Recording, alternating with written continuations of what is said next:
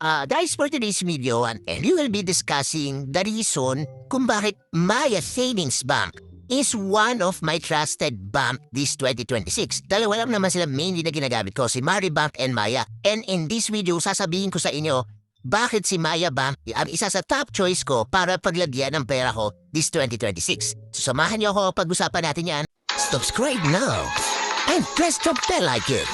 Never miss an update.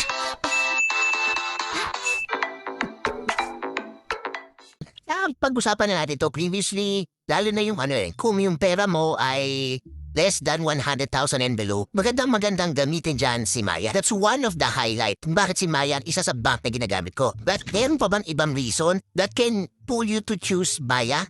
Well, ito yung enumerate ko po sa inyo. For my number 5 reason, Maya is a super app. Thus, meron siyang e-wallet and then meron din siyang savings. And maganda tong features na to kasi diba, naririnig natin previously yung hacking about e-wallet and even yung bean attack natin. Yung bean attack naman natin is for mga banks na may ATM. Eh si Maya meron din siyang ATM. So, ano susceptible ba si Maya sa bean attack? Well, ito yung kinagandahan yan. Yung ATM ni Maya is not directly linked sa savings mo. Thus, it helps prevent you sa bean attack. Eh di ba nasabi ko naman sa inyo na huwag na huwag kayong maglagay ng savings nyo sa e-wallet. Lagi natin yan ilalagay sa savings account natin sa bank. So kung wala ka pong pera sa e-wallet, wala pong laman yung ATM nyo. Thus, kahit atakihin po yan ng mga hacker using the bean attack, safe po ang pera nyo sa loob ng inyong savings account. Number 4 reason, ito siguro wala sa lahat.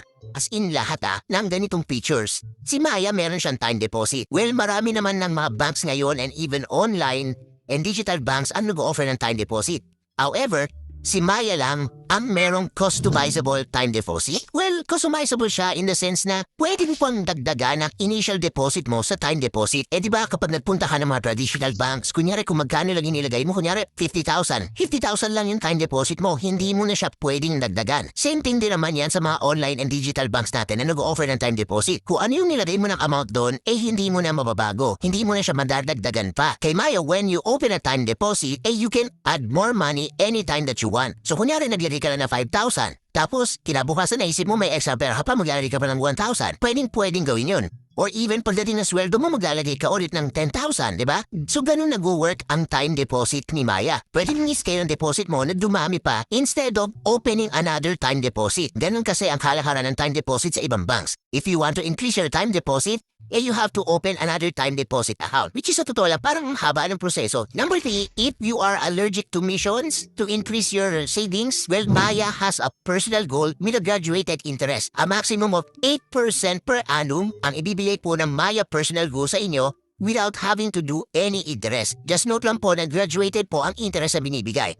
So kapag 100,000 pesos ang nilagay mo, that's 8%, so on and so forth. But the good thing here is, don't need to do any mission. Number 2 is, if you're up for the mission, your interest can go as high as 15% per annum. Ibig sabihin lang nito, if regular naman na gumagastos kayo at pinapadaan nyo lang sa loob ng Maya, okay na okay po gamitin itong Maya. Kasi po, mabibigyan po kayo ng up to 15% na interest rate na with deposit up to 100,000 pesos. Just to give you an example po, ito pong running interest na nakukuha ko kay Maya at 10% per annum na interest. Number 1 is the daily crediting of interest. Well, only few online and digital banks are doing this. Namely Maya, Maribank, Ownbank, Netbank, and even Ulobank. So ito yung mga banks na alam ko na nagpo-provide ng daily crediting of interest. Bakit maganda to? Maganda to kasi una, nakikita mo na kagad na lumalaki ang pera deposit mo. Pangalawa, pag na-credit na sa inyo yung interest na yan, pwede mo na siyang gamitin kagad. And lastly, pangatlo, nakabase sa end of day balance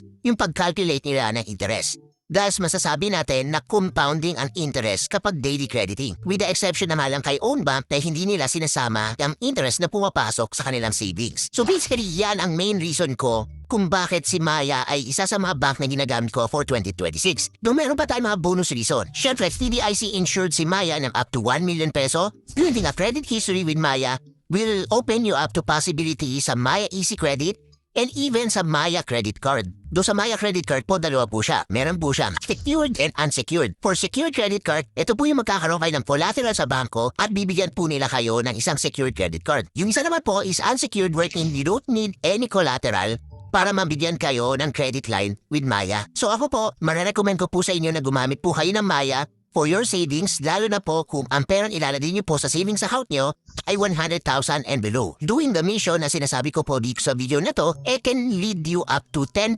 po ng interest. Thus, halos kikita po kayo ng around 500 to 600 pesos every month. For our question of the day, sa tingin niyo po ba mas worth it ilagay ang pera niyo sa savings ni Maya or sa personal goal ni Maya? Sa savings po kasi ni Maya, gagawa po kayo ng mission para ma-increasean niyo po ng up to 10% po, ng up to 10% ang inyong interest, while sa personal goal naman, ide-deposit mo lang yung amount na up to 100,000, magkakaroon na kagad kayo ng 8% without doing any mission. Ano po sa tingin niyo? I hope you like this video, leave a thumbs up, and if not, wala na problema dyan, but continue to support me by subscribing to my channel by clicking the subscribe button and also the bell button to subscribe para ma-receive kayo ng latest notification sa lahat ng upload ko.